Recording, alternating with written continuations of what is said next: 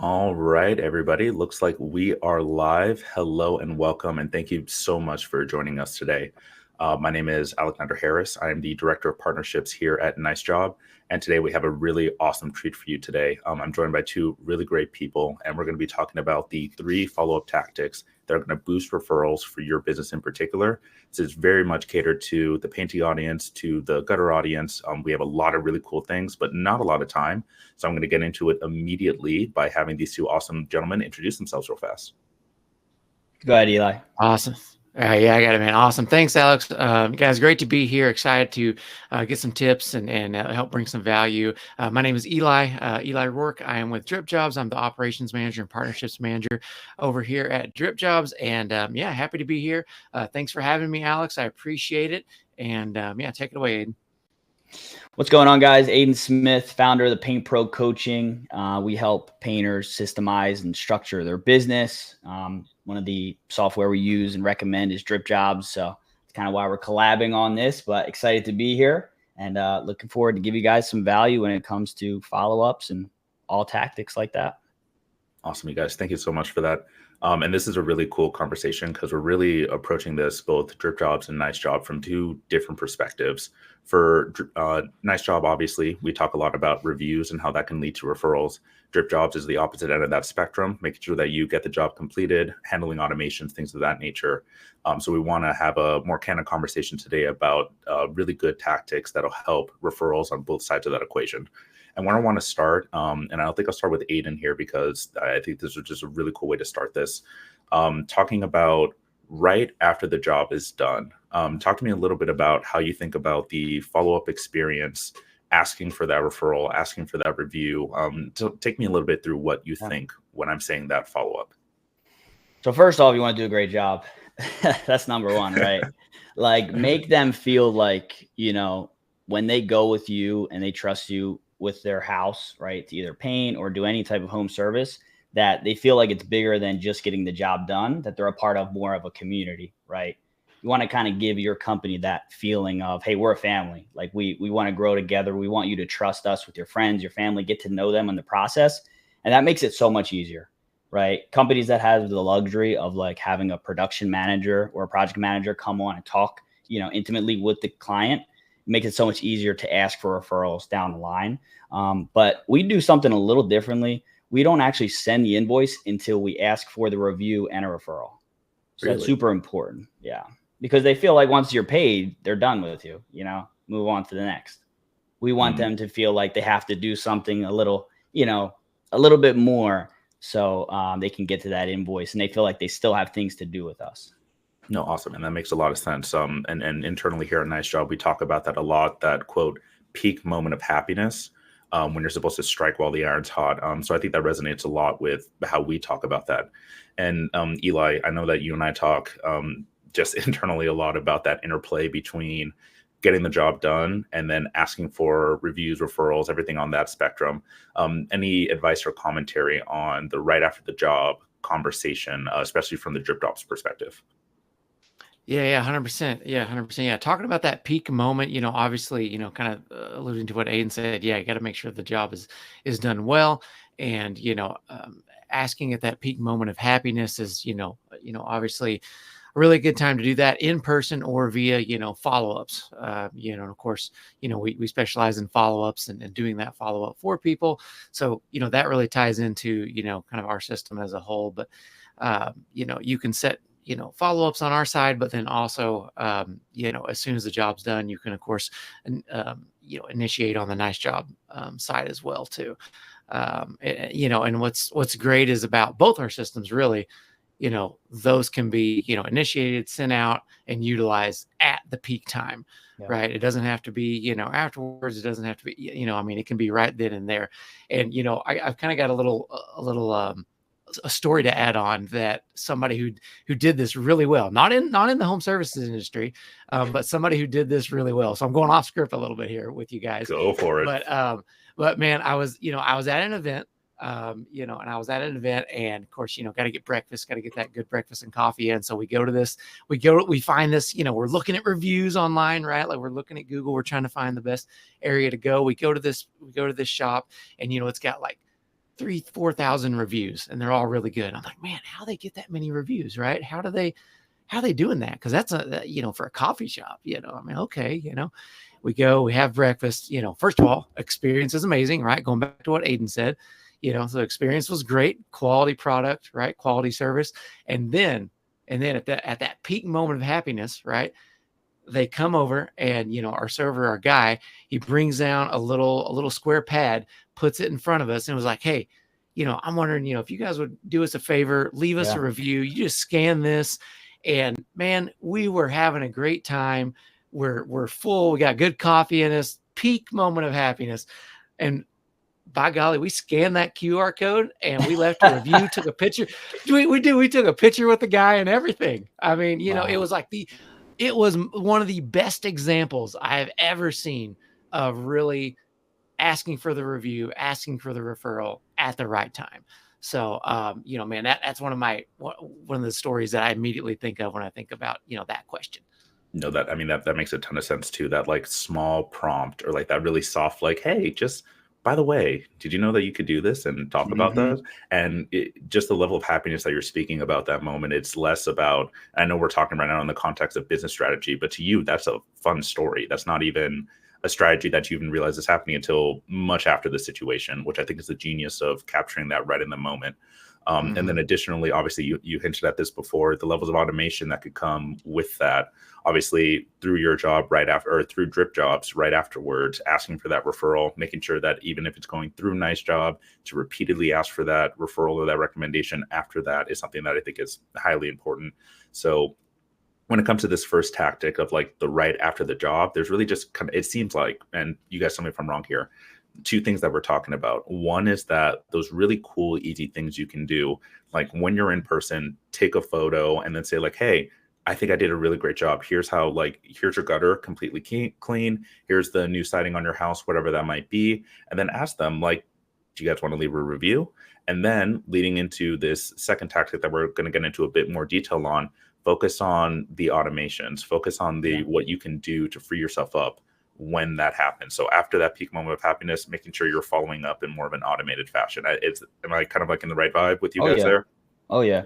And I also think that, obviously timing is everything, but homeowners want to feel like they're helping as well. If you say, hey, with every review, we incentivize the guys, right? Either they get a bonus or it helps them, right? They want to feel like they're contributing and helping them out, right? It's kind of like a tip for the guys. It's like, oh, I can actually help them. And I love the painters that were here. Let me do that. It becomes more than, oh, the company did a great job. It's like, no, I actually want to help out these guys, Exactly. No, man, I couldn't have said it better myself. And I think that perfectly leads into the second tactic that we want to talk about today.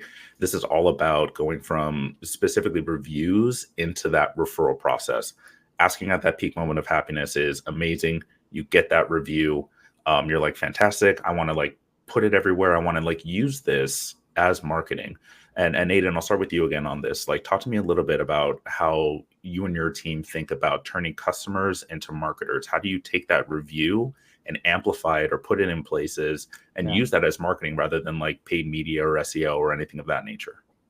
Yeah, we actually do something also called an ambassador's discount. So when we're on the job, right, and we are selling them on the quote, and maybe they want a discount or something, hey, we do an ambassadors program where if we give you this $250 off, whatever it is, could you shout us out in a local Facebook group, right? Could you post and rave about us? Because everybody knows you want somebody that is not just setting the review, but they're telling their friends and family personally, right? Their group, their clique, their community. And now all the people connected with that are going to be interested and see that. And that's like as hot as a referral can get, So that's one of the things we do.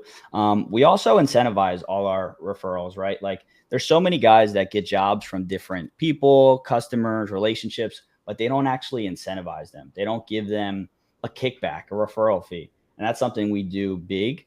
We do $150 Amazon gift cards. So that's been like a fun thing to just throw around. Everybody wants Amazon, everybody uses it. So it's like $150 for any landed job. You can't beat that.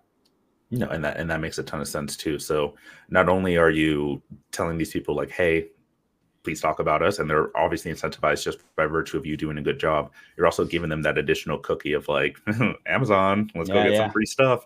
And like obviously like very, very unashamedly, we do something very similar internally. Like we always want to be motivating people with that.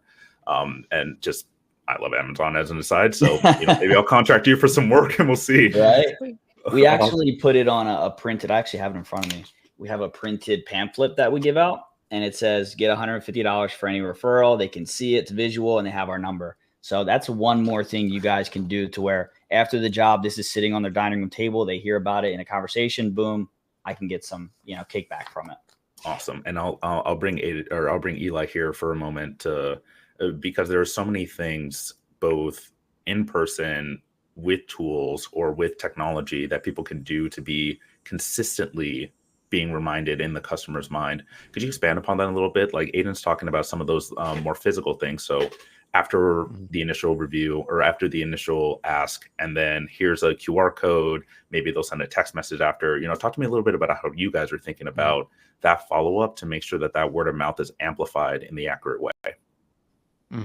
Yeah, 100%. Yeah. Cause you think you complete a job, right? There's that time frame right afterwards where they're still really thinking about it. But, let's say a month, 60, 90 days go by, they're not thinking about it as much anymore. Right. Yeah. They're not, the project's complete. They're loving the project. They're loving their gutters, their paint, their new walls. But you want to keep your business is top of mind as they're out, talking with friends and things like that. So, that's why one thing, talking about systems wise and tools wise, you guys do it, we do it. Right. But one thing within DripJobs, you can do is build out, you can build out custom stages, right? And you can build out custom follow-ups, meaning custom text and emails. And those can be set for, 60, 90 days, 6 months down the road, stuff like that.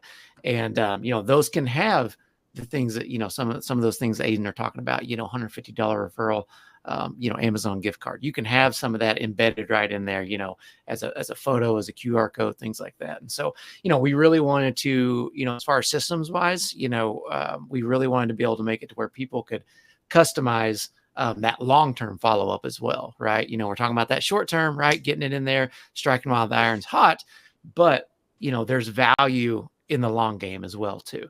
Right. Because, you're gonna have to remind people, you get 30, 60, 90, 4, 5, 6 months down the road, and you're gonna have to remind them that, you were the guys that did that, quality work, and hey, help us out, kind of like Aiden was saying, shout us out in a Facebook group, and then give them the link, right? Within that follow-up, have a call to action. You got to have a call to action. If you give them a message, but no path forward, it's useless. Right. So, in those long-term follow-ups, have those paths forward, those call to actions built into it as well. So, we really want to make sure we could do that, with our system and stuff. And I know you guys do something very similar too.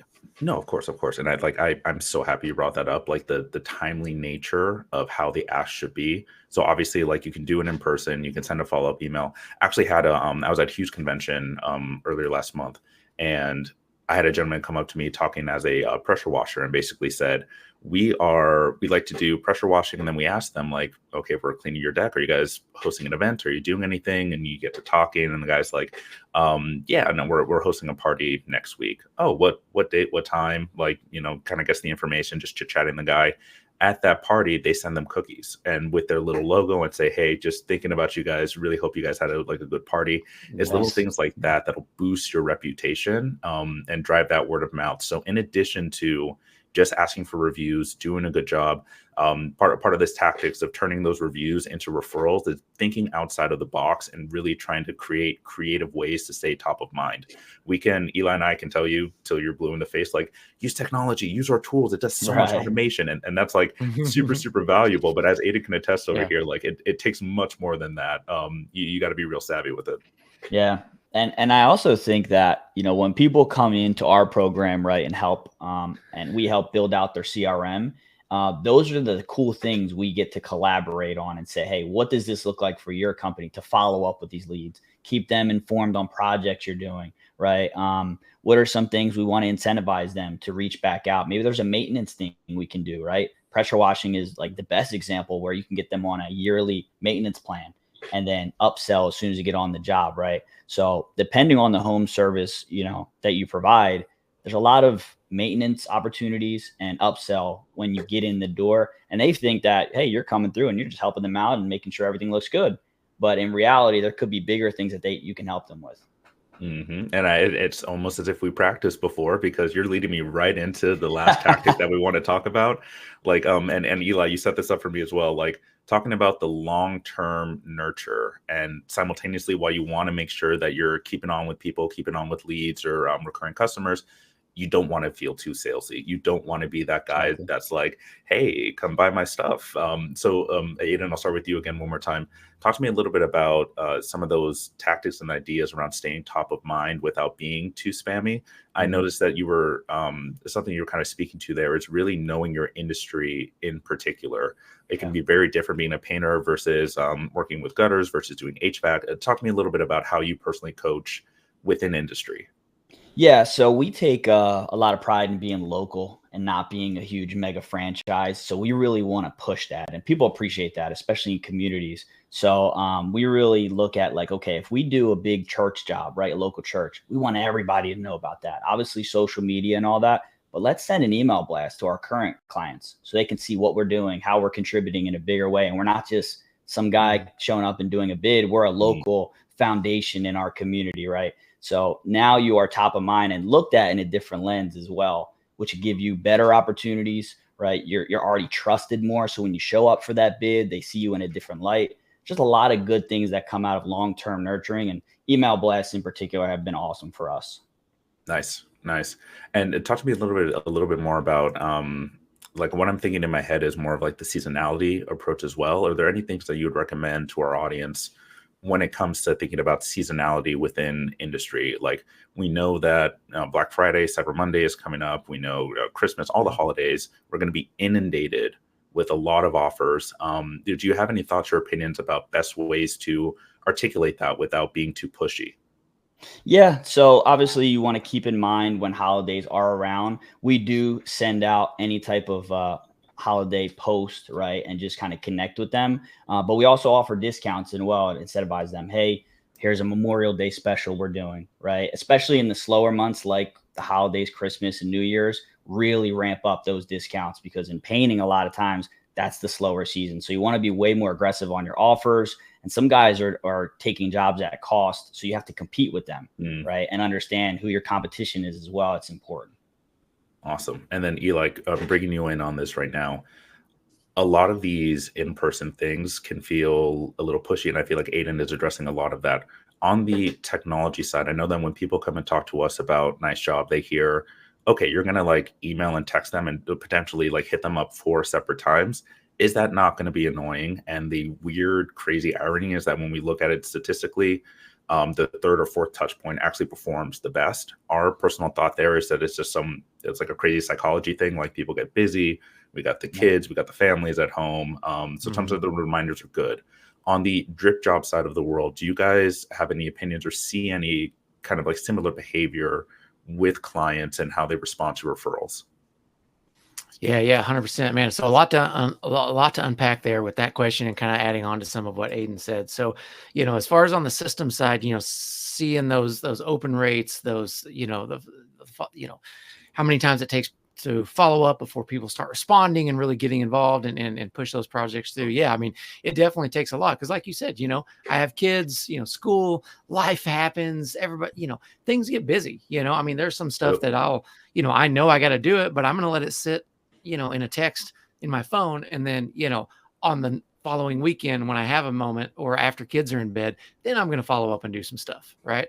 Some of our built-in follow-up, built-in drips that we have, some of those go out to, 20, 30 days, just by default, because we know that it takes, with just life, for people, it takes sometimes that long just to get them engaging and really talking to you and stuff like that. So, fortune's in the follow-up, right? I've heard that saying many times, and, it's definitely true. You stay consistency, stay consistent, have that follow-up going, it helps a lot, right? Especially for, anybody who's, just has jobs, life, family, kids, school, events, sporting events, heaven forbid, just interrupting somebody as they're going from, soccer to football to this, that, right? So, you gotta follow up with them so they can, they can hit you up back later when it's convenient, right? And then kind of talking about some of the seasonality, right? And staying, some things that can be done to be relevant and staying, that long-term nurture. One thing within our system that I always talk about that I feel is underutilized by a lot of people is that, because you can build out kind of custom, sequences and drips and stuff, there's a big opportunity for, repeat work, right? Whether it's, a year and a half, 2 years down the road, man, like, you pretty much know when you do a job, you kind of know that customer is probably a good chance that they're going to come back around, right? Mm-hmm. Like, you hit it off just right. Whatever that element was, that element's going to result in probably some repeat work. Well, man, put them in a follow-up, right? For a year down the road, and let the tool do the job for you. So you don't have to remember that a year down the road, because you're probably not going to, right? So that was one thing. And then talking about seasonality, right? As we come into slow season for a lot of home service, industries, painting, gutters, exterior services in general, right? I know a lot of our users, a lot of our customers, a lot of people that use DripJobs, they switch over to Christmas lights. Or they add it in as they get closer to the end of the year. They kind of switch over to Christmas lights, and they, and then that's one way to stay top of mind, because then, oh man, yeah, the guys who did my gutters or painted my house or did my exterior, man, I trusted them. They did a really good job, had a good connection with them. Oh, they just sent me an email or a text about the upcoming season. I already trust them. Just like Aiden was saying, right? Like Aiden knows, right? Just like Aiden was saying, like, man, I already trust them, cool. Yeah. I'll just use them. Great. Done. Let me give them a call. Yeah, totally. And I think that's like the most, probably like if you can only hear like a 30-second or 60-second soundbite from this, I think that was the like most important thing, that all these interactions, all these touch point are turning you from like a service that they're consuming to somebody that they trust. And that's really like kind of the meat and potatoes of what we're talking about here. Like, this is long-term nurturing because you want to do a good service. You want to do a good job for them. You want to provide for your community, and you want to make sure that you're known as your reputation. You are known as that person. You're not a salesman. You provide a service. You're known in the community. And through that nurturing of your reputation, you're going to be able to turn those touch points into something much more positive, very similar to what Eli was talking about. It's literally the restaurant example that he gave earlier. It's not a sales pitch. It's, heck yeah, we want to take a photo with you. Like, come join in the photo with us, and then we're going to talk to you about it. It's just a completely different switch of mind for the end consumer. So that, I think that is the perfect way to kind of wrap it all up. Again, just before we go into the Q&A, I just want to quickly summarize what we've been talking about here.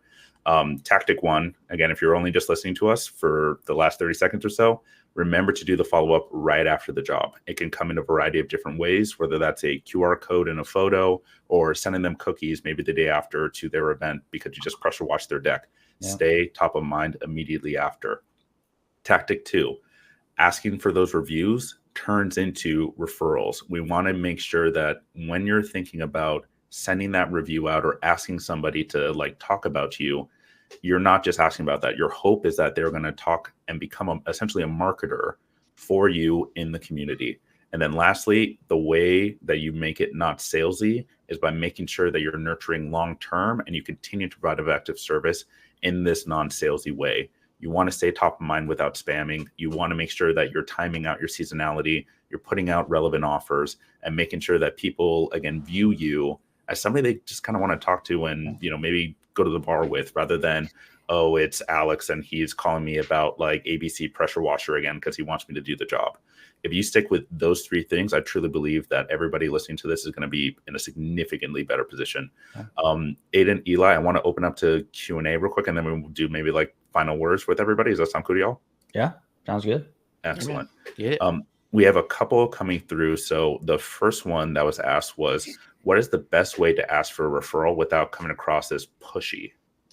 Eli, I'll start with you actually on that one. Yeah, that's a tough one, right? Because it's definitely a fine balance in there, right? I think we talked about some examples earlier. In some cases, I think it's a little bit of a case by case scenario, right? Kind of knowing your customer, and knowing how the job has gone and things like that, and kind of reading the language. If somebody's ready to kind of be done, if somebody's ready to wants to talk more, there's definitely opportunities to ask for those, without coming across as pushy, and kind of rolling it into normal conversation. And then, sometimes just let the tools do the job, right? You've just let the tools do that. You've done the job, kind of get out of there, thank them for their time, obviously, let them know that, for touch-ups or what have you, but, then let whatever tool you have set up, do the work for you. So I think it can be a little bit of both and a little bit of a case-by-case scenario. But I'm curious to hear what Aiden says on this one too. Yeah, I was like scrolling through my phone because I actually have an exact script for this. Number one. Yes, I knew it. Yeah. Hit it. Number one, you want to make sure it's super convenient, right? I think Eli said this before. You want to provide them with a link, right? Something that they can just click, go right to it. So usually on like your Google LSA, or maybe NiceJob can provide something like this, but there will be a link that they can just directly go to your Google. And then, hey, if you wouldn't mind leaving us a Google review or a review, whatever platform it is, we really appreciate it. It helps us out a ton. That's it. That's as simple as you have to be. And when you say it helps us out a ton, like I said, they want to help you out. It becomes more than, oh, did they do the best job in the world? It's like, no, I'm going to help them out because they did their job. They went above and beyond. And I'm going to do the same. Excellent. No, that's prudent advice. I have another question coming in right now from Patrick. How do you plan ahead for the times in the slow months? So for instance, like August is typically a slow month because people are vacationing, school's starting back up. January, February, it is very cold. I'm in Milwaukee, so it gets cold. And I'll start with you, Aiden, on this one. Like how would one plan ahead for slow months in the context of like referrals? Yeah, of course, you could switch your offering. That's always an opportunity, right? Like I know August, maybe in the winter it's easier because you can just go to cabinets, right? Inside work. But maybe for August where people are kind of going out, maybe you could switch up to pressure washing, right? And just get the opportunity, right? If you're doing some painting work and then try and upsell from there. But yeah, really just being consistent with your marketing will help you diversify, right? I think when people look at marketing, they think like this or that. It's really this and that. So when you do that for a long duration of time, when one lead source starts to go down a little bit as far as numbers, you can always rely that you are consistent on these other things, which will help you out in those slow times. Excellent. And then Eli, bringing you in for that question, obviously planning ahead, there usually requires a level of like historics to look for. Like, do you have any advice, especially through the DripJob platform, about how to use like historics or things to maybe plan ahead for those slow times? Yeah, absolutely. Yeah. So you can look at some of the metrics within DripJobs. You can see, where, for instance, by year, by time frame, basically, right, of, what zip codes were closing, what work was closing. Going to Aiden's point, what lead sources were pulling more deals in the slow months, right? That could be a factor into it. So yeah, absolutely, 100%. You could look at that data, parse it out by time frame, and kind of see what worked in the past, year or two's worth of jobs, and see, okay, this zip code did really good for this kind of work, and this marketing channel really helped us pull through in the slow months. So that would be one way to do it. And then, yeah, just speaking, adding on to kind of what Aiden said about, there's things you can do, right? Like switch to cabinets inside, switch to flooring if you have the, kind of the infrastructure for it, things like that. Kind of I mentioned earlier, switching over to Christmas lights. So, just, planning ahead for some of that, setting up some of your follow-up for it, setting up some of your, your seasonal promos for it, right? We kind of talked about, seasonal promos that come along with it as well too. So all those things combined, I mean, I know that's a lot, right? And a lot to think about, but all those things combined, should level it out, right? I got one more for that as well. Hit it. Pick up the phone, guys. Reach out to your trusted relationships, your past customers. That goes a long way. And just ask, hey, what projects can we help you out with? What do you got going on that we could potentially help you with? I had a guy that was he's going to do 400K this month in our coaching call the other day. And he said he sends his door-to-door guys out there and they ask, what projects can we help you with? What painting projects? That's it. pick up the phone, say that simple line, and just let them talk. Let them tell you, right? So if you do that when it's slow, it's another way where you could reactivate those people that weren't necessarily thinking of you, but you know what? Sally down the street, I actually need your house painted. I'll give you our information. Fantastic. And then Yeah. one last question, because I know we're almost out of time here, so we can answer this one relatively quickly. Do referrals work better when tied to a reward or an incentives, or should you just go in for the ask with a smile and a handshake? Aiden, quickly, what do you think about that? Yeah, I mean, it always helps to have a cherry on top, right? So I would just say it's good to reward them for helping you out, grow your business. Awesome. And Eli, any thoughts or opinions on that as well? Same. Yeah, I agree. Most people aren't gonna, well, I mean, some people will do it out of the kindness of their heart, but it always helps to have that little, have that cherry on top. Absolutely. Yeah. Rock and roll. Well, we are at time, so thank you everybody for joining us. I want to do a couple quick shout outs before. And Eli, I believe we have a template for someone to use coming off of the back of this. Can you speak to that very quickly? What was it? Say it again. Oh, the template from DripJobs to talk about referrals, the referral checklist to kind of say like, this, and that. This is what people can typically do. Well, I guess since I'm like talking about it, we'll be able to provide a template after this presentation. Basically, these tips and tricks, essentially ways for us to make sure that you guys get something out of this in more of a written format. So look out for that after this presentation. Yeah. And then lastly, Eli and I will both be at Gutter Summit next week, September 24th through 26th in awesome Atlanta, Georgia. I'll be at booth 112, and I have a speaking slot on Wednesday, the 26th at 3 p.m. Eli, you want to quickly shout out where y'all going to be at? Awesome. Let's go. Yeah. We'll be there. We'll be there, guys. Booth 102. We'll be there the whole week. Tanner is speaking at Thursday at 2 p.m. Swing by, come say hi to us, go check out, see what he's talking about. But yeah, we'll both be there. It'll be a great time. Let's go. Excellent. And then lastly, Aiden, shout yourself out, man. Talk a little bit about Painting Pros coaching. Just let it rip. Yeah. So if you have a painting business, we specifically work with painters. If you have painting looking to grow, we help you systemize and structure through software, different processes like we talked about today. And it's one-on-one coaching, right? So we're going to make sure you're taken care of for a long duration of time to make sure you have the best results, right? We want to make sure if you trust us to help you build your painting business, you come out the other end, more money, more time, more happiness, better structured business. Excellent. Eli, Aiden, thank you guys so much for joining me today. Thank you everybody for listening. Catch us more on this webinar series, and we'll be chatting again real soon. Thanks, Alex. Thanks, Eli. Awesome. Thanks, Alex. Yep. Thanks, Aiden. Appreciate it. Cheers, everyone. Bye.